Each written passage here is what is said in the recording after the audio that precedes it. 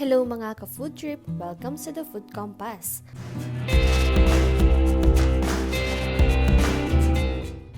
Ang ating lulutuin ngayong araw na ito ay isa sa mga go-to pasta recipe ko. Madali lang itong gawin dahil napakasimple lang ng mga rekado. Umpisahan na natin.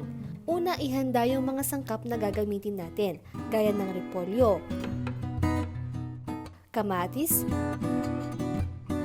green bell pepper, carrots, sibuyas, bawang, pasta noodles, red chili powder, turmeric powder, coriander powder, at tomato paste.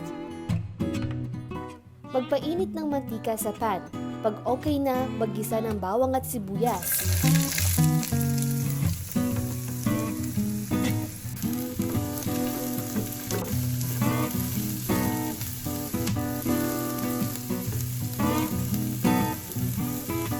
Isunod ang carrots at green bell pepper. Kamatis at repolyo.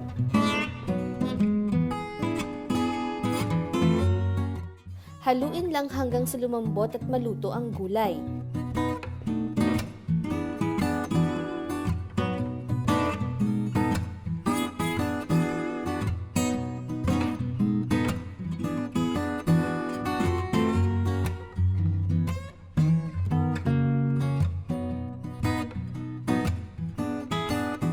After 5 minutes, timplahan ng asin at paminta. Ilagay ang coriander powder, turmeric powder, at chili powder.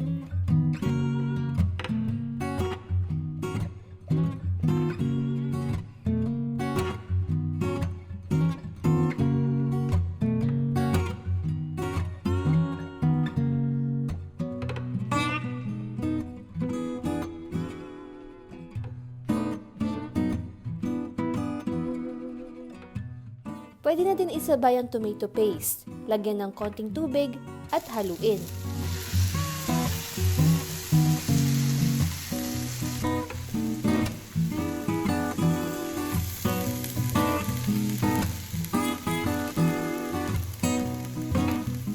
Napakasimple lang diba ng pagluluto dito? Hayaan lang natin tuluyan kumapit yung lasa sa gulay. Pagkatapos ng 3 minutes, ilagay na natin dito yung pasta noodles at haluin lang.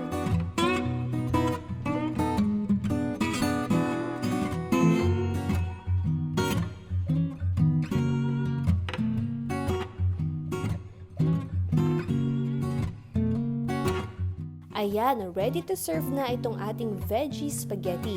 Hindi na kailangan pa ng mga komplikadong rekado. Actually, ang ginamit ko dito ay leftovers lang ng mga gulay, kaya naman sakto ang recipe na to kung nagka-crave kayo ng pasta recipe. Tutok lang sa iba pa naming mga recipe videos. Mag-like, subscribe, and hit the notification bell.